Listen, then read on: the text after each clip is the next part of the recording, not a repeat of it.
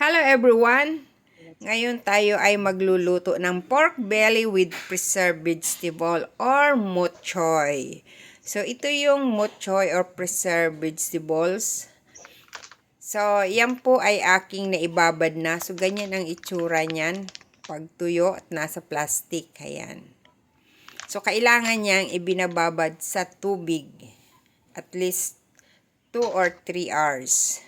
Pagka binababad, kaya from time to time, kailangan mong pipigain din, isusok mo ulit sa tubig. Din, hiniwa ko po siya. Naghiwa rin po ako ng 2 sliced ginger. Din, ipapry natin sa wok without oil. Ang purpose nun is para matuyo siya. So, kailangan matanggal lahat kasi kahit na in-squeeze mo na siya, may water pa po yan. Medyo isusunog-sunog natin ng konti para yung aroma niya masarap. From time to time, haluin natin para balance siya. Mag-dry siya lahat. So, ganyan lang po guys. Slow fire natin yung ating wok, yung ating kalan para hindi agad na masunog.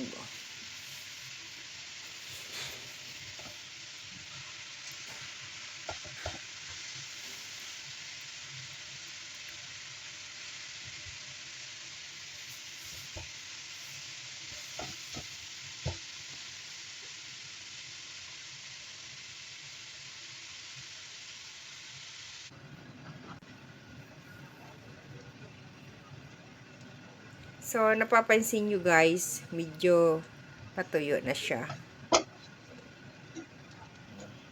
Tinanggal na po natin.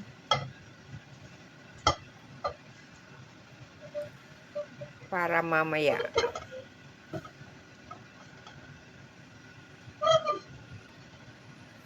So, naglagay tayo ng konting oil. Mayroong ginger, shallot, tsaka garlic. Stir fry lang natin.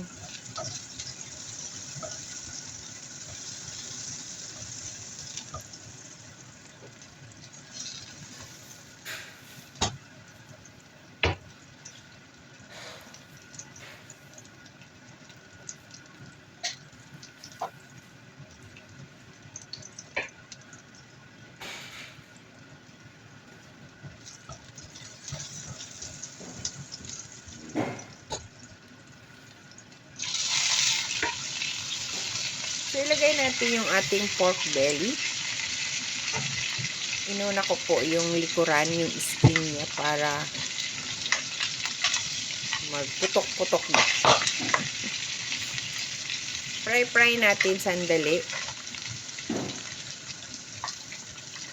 Ingat-ingat lang dahil nagpuputok-putok siya. So, ganyan lang guys. Then, ilagay natin yung rice wine. Ang mga Chinese, mahilig sila sa rice wine.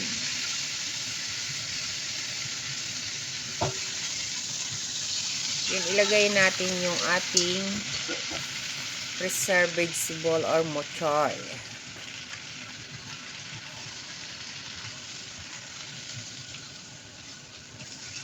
Then, ilagay natin yung ating mixture of sauce.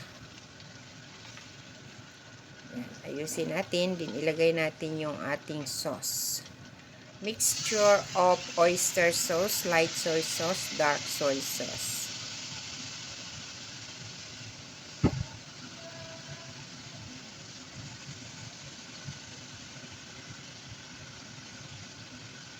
So, ganyan lang yan guys. Then, maglalagay tayo ng additional water.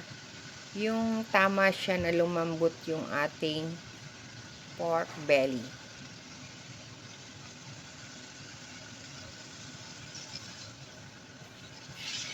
Kailangan din kasi lumambot yung ating mok choy dahil medyo makunat-kunat po yan.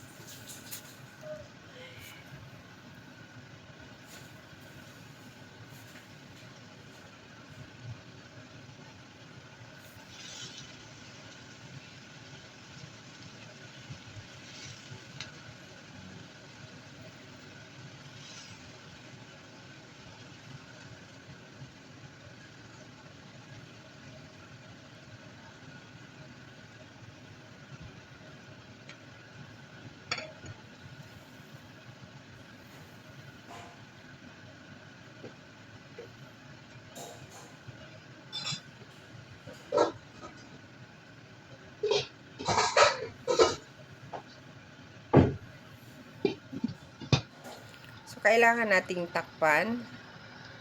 After 30 minutes, kailangan natin buksan. I-check natin kung kumusta na sila sa loob, diba? So, ayan. Kailangan natin balubalik-tarin yan. I-check natin kung malambot na.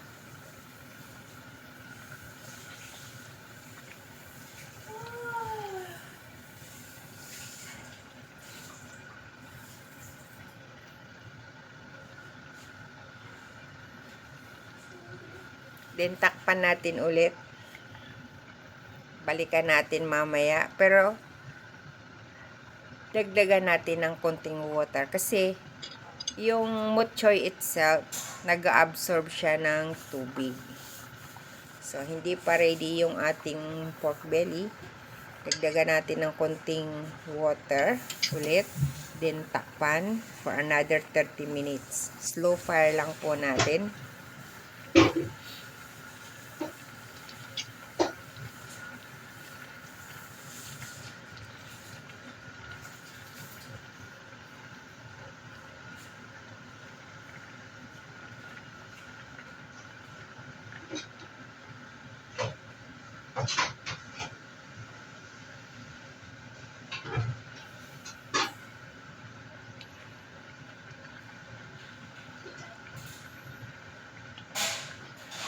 So, yun guys.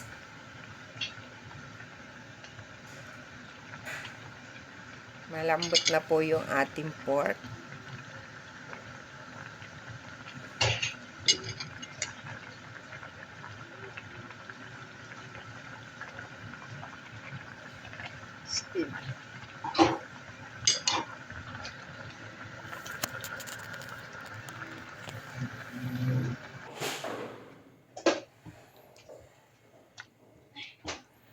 So, we need to cut the belly. So, ayan po, kinat ko na po yung belly. Nasa ilalim yung preserved vegetables. Itong portion na ito ay para sa kabilang bahay. So, done na po siya. So, yun guys. Ready na for pick up. Ito, dadalhin na naman sa kabilang bahay. And ito ay para dito sa bahay. Na-slice ko na. Mamaya, iinitan na lang yan. Pag nag-dinner na dito. Yan.